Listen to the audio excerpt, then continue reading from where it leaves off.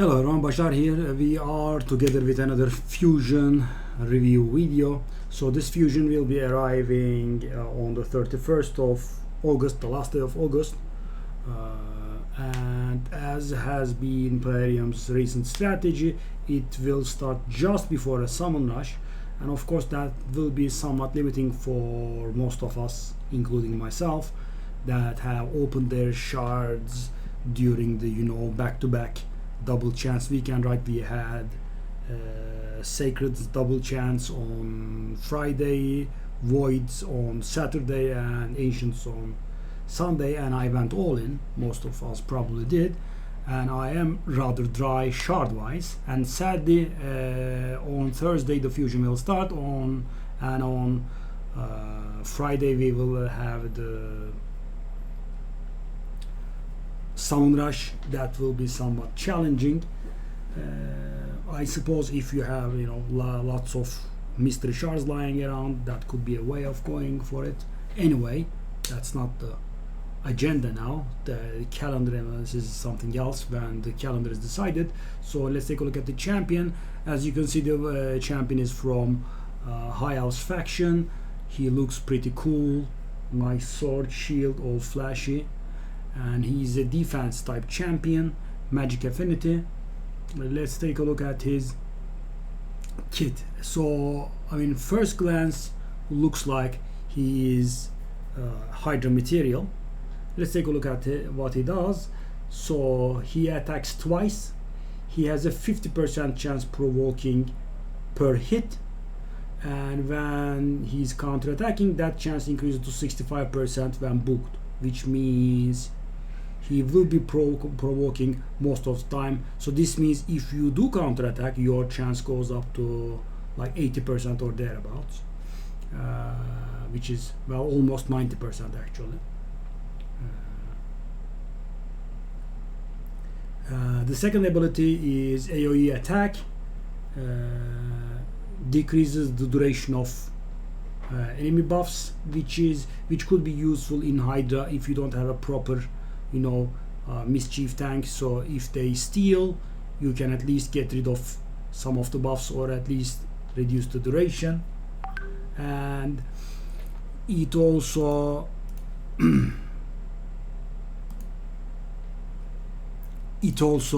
replaces decreased speed on all enemies on a 3-turn cooldown, which is nice. So the problem with this skill is, guys, decreased speed is very nice, but the second part, or rather the first part, is not very useful, right? So this will be useful for players with relatively weaker rosters, in which the Head of Mischief actually steals buffs, right? And if that's done, we can at least shorten that. It's still not bad, right?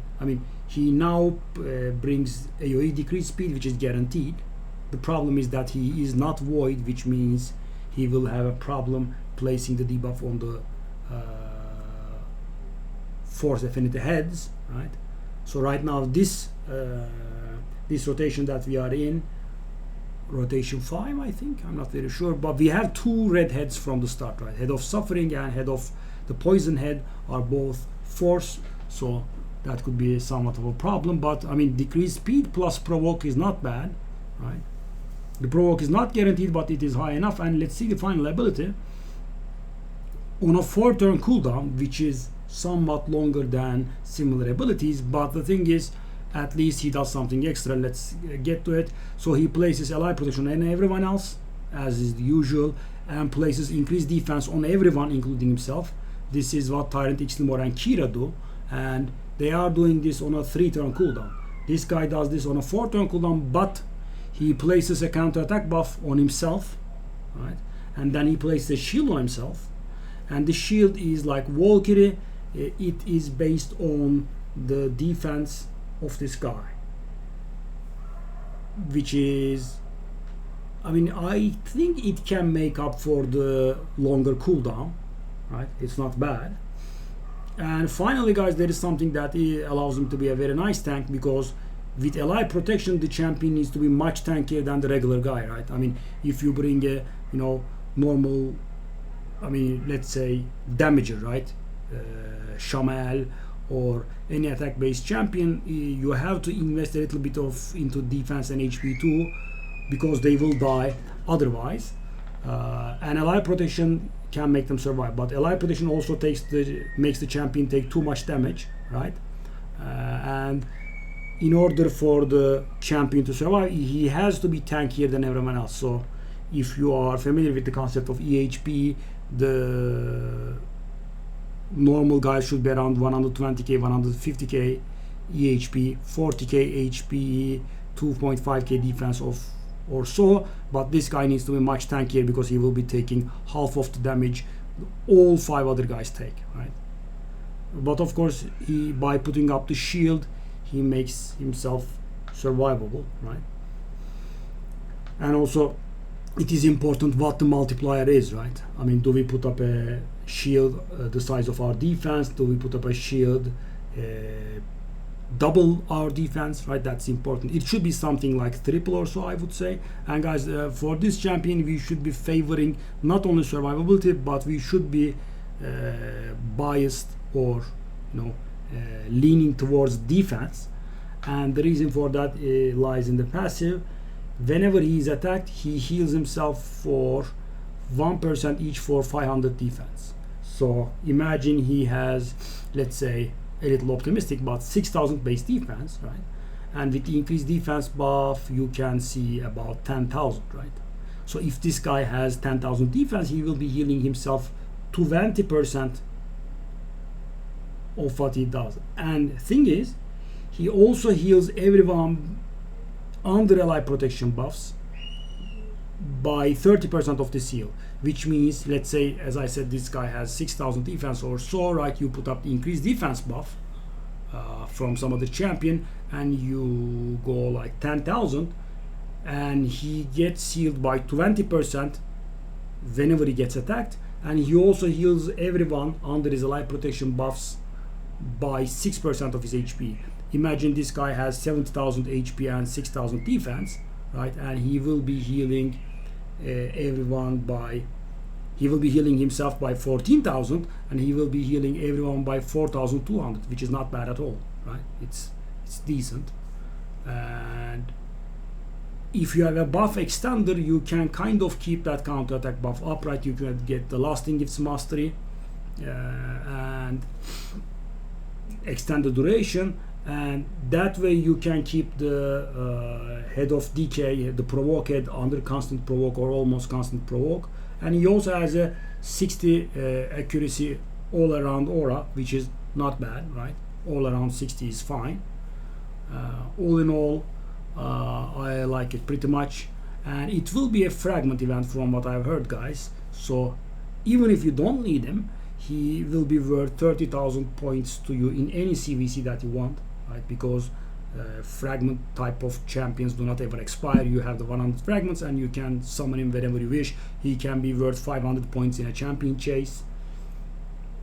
So all in all, I think he rather brings quite a bit, right? I mean, he brings the AoE decrease speed. The buff duration reduce is not negligible. I mean, it's not huge, but it's also something, right? It's not nothing. Because the Hydra heads can do annoying stuff and sometimes get those buffs up, right? The provoke is not extremely reliable, but it is better than a husk. And the ally protection, the self heal, and also shielding himself at the time of the ally protection is pretty nice. So if this were the A3 were on a 3-turn cooldown like Tyrant X1 Kira, he would have been extremely good, right? I would say extremely good. Right? Because imagine every 3 turns you keep refreshing that, and with a buff extender, it would be permanent, right? You would always have the ally protection up, you would always have the counter attack buff up. But I mean, they have thought of it, they have balanced the champion like that. So you need to be lucky with a lasting gifts or something.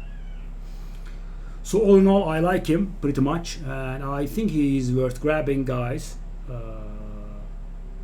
I mean, he is worth grabbing only as a fragment champion, which is 30,000 points in CVC. But other than that, he is also pretty good. I think he can find his way into Hydra teams, but I mean, keep in mind he can miss the provoke, right? It's not guaranteed, but it looks like he will make it work most of the time, especially after some setup has been done. You know, you do the counter attack buff, and when you provoke with the counter attack, and the provoke head attacks you, you counter attack and your chance increases, right? So do you provoke him again, and then he has to attack you again, and you counter attack again, right? He kind of locks him down. That's pretty good. So yeah, all in all, pretty nice. And let's go for it in 2 days. And I will see you on stream. Bye bye.